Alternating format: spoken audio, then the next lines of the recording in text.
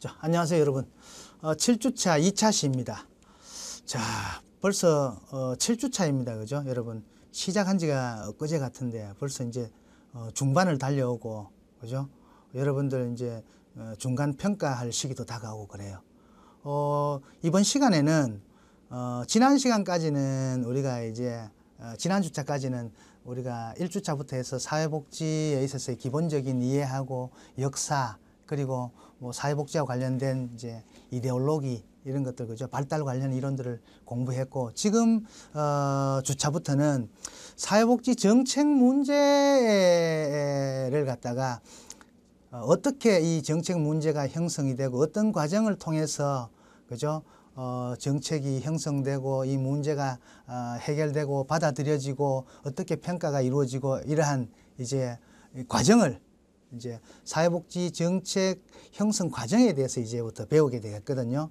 그래서 여러분들 이 시간부터도 또 굉장히 이제 중요한 내용이 또 많이 나옵니다.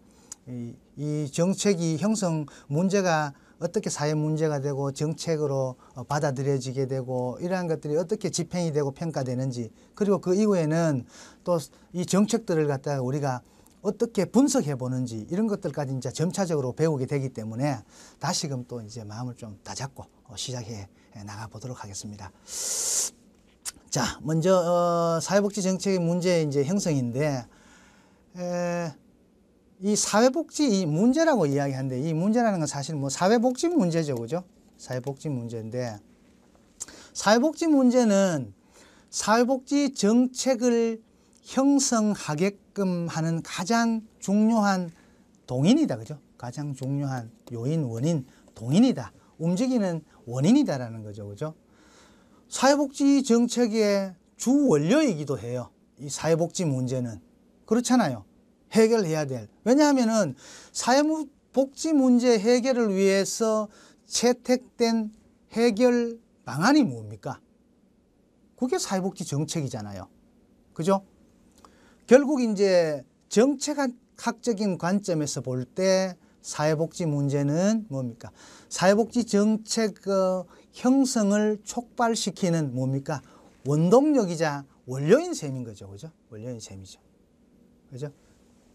그렇다면 사회복지 문제란 무엇이고, 그것이 어떤 과정을 밟아서 우리가 정부의 사회복지 정책으로 바뀌는가? 그죠?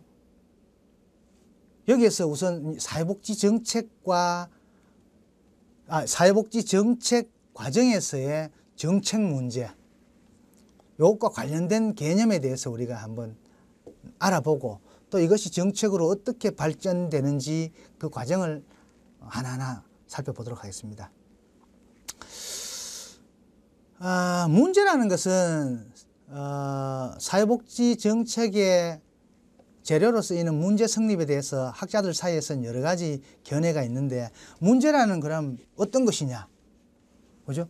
문제란 어떤 객관적인 조건이 성립될 때 문제로서 존재한다라고 보는 학자도 있고, 또 다르게는 사람들에 의해서 문제라고 인식되었을 때 문제가 성립된다고 보는 학자들도 있거든요. 그죠?